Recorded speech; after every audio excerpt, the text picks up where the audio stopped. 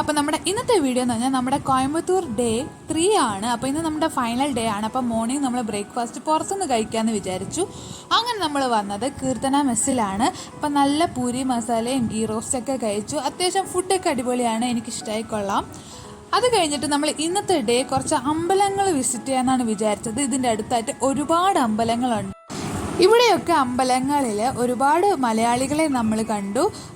മാത്രമല്ല പൂജ ചെയ്യുന്ന പൂജാരികളും നമ്മുടെ പാലക്കാട് ഭാഗത്തു നിന്ന് വന്ന മലയാളികൾ തന്നെയാണ്.